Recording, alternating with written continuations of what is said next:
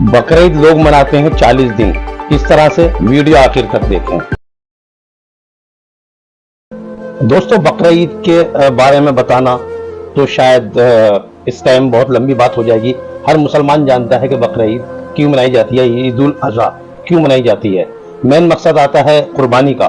तो कुर्बानी क्यों की जाती है ये बहुत कम मुसलमान जानते हैं कि कुर्बानी इसलिए की जाती है कि जो आप कोई भी जानवर हलाल कर रहे हैं, कुर्बान कर रहे हैं, उसका गोश्त उन लोगों तक पहुंच सके जो लोग इससे महरूम रहते हैं और वो अपनी गरीबी की वजह से उसको नहीं खा सकते। जैसे आज के टाइम में अगर आप बड़े का गोश्त देखते हैं तो 400 रुपये, 450 रुपये किलो तक है। अगर बकरा देखते हैं तो 1500-1600 रुपये किलो तक है, जो गरीब की पहुंच से बहुत दूर हो गया है। तो इसीलिए कुर्बानी की गई है कि गरीबों, हमारा कोई भी फेस्टिवल है, ईद है या बकरा ईद है, कोई भी फेस्टिवल है, वो गरीबों की हिमायत के लिए है, गरीबों की मदद के लिए है। ईद पर हम लोग ज़कात निकालते हैं, फितरा निकालते हैं। अगर वो ईमानदारी से निकाल दिया जाए तो मेरा दावा है, और ये आलिमों का दावा है, मेरा दावा नहीं कि ये आलिमों का दावा है, कि दुनिया के अंदर कोई भी मुसलमान गरीब नहीं रहेगा अगर ईमानदारी से सदका, फितरा, ज़कात निकाल दी जाए। अब बात करते हैं बकरा ईद की।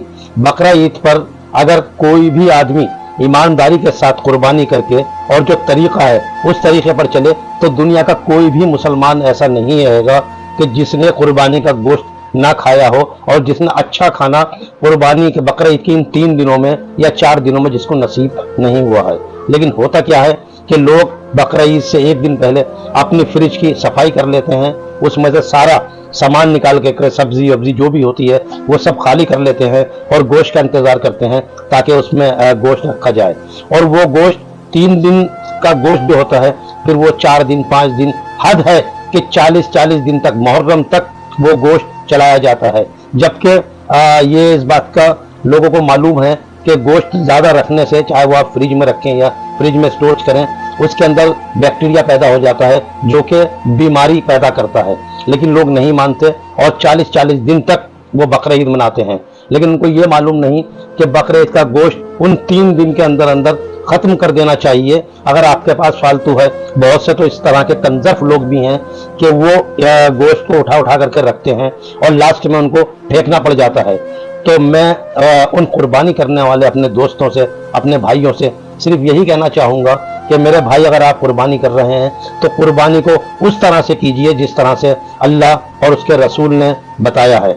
लेकिन आप जो गोश्त उठा करके रखते हैं, गरीबों तक नहीं पहुंचाते हैं, उन तक नहीं पहुंचाते हैं जिनको ये नसीब नहीं हो रहा है, तो आपकी वो कुर्बानी ज़ाया है। दुनिया में तो ज़रूर आपको तारीफ मिलेगी कि आपने कुर्बानी की, 20,000, 50,000 या 1 लाख रुपए का आपने बकरा किया। किसी ने 10 किए, किसी ने 2, किसी ने 20, और सुनने में आता है कि 50-50 बकरे भी लोग करते हैं। तो ये आप सोचते हैं। दूसरी बात, अगर आप सोचते हैं कि एक छोटे जानवर या बड़े जानवर में 3 हिस्से होते हैं, 3 हिस्से मीन्स आपकी कुर्बानी के 3 हिस्से होते हैं, एक आपके अपने लिए, और एक आपके रिश्तेदारों के लिए, और एक उन मांगने वालों के लिए, गरीबों के लिए जो आपके दरवाजे पर आकर दस्तक देते हैं कि हमें भी। तो उसमें लोग करते हैं कि भाई हम बकरे के पाए या उसका भेजा या उसकी सीरी बहुत फायदा देगी, तो हम वो रोक लेते हैं, जो कि सरासर नाजायज है। वो कुर्बानी नहीं मानी जाती। आपको हर चीज में 3 हिस्से करने हैं, एक अपने लिए, एक रिश्तेदारों के लिए, और एक आपका जो घर पे मांगने वाले आते हैं उनके लिए। आप ये सोचें, आज हम पाए बना लेते हैं, पाए हम अपने लिए रोक लगते हैं, तो वो कुर्बानी नहीं मानी जाएगी। दोस्तों, कुर्बानी ईद उल अज़हा 3 दिन की होती है और 3 दिन में ही इसको मनाएं। 40-40 दिन तक इसको लेकर के ना चलें, वो आपकी कुर्बानी भी ज़ाया होगी, आपकी हेल्थ पर भी उसका बुरा असर पड़ेगा। अगर आपको कोई बात भी ऐसी लगी है, नागवार लगी है, तो आप मुझे कमेंट में बता सकते हैं। अगर आपको मेरी बात पसंद है तो इसको शेयर भी कर सकते हैं, लाइक भी कर सकते हैं, और मैं आपसे बार बार कहता हूँ सब्सक्राइब भी ज़रूर करें।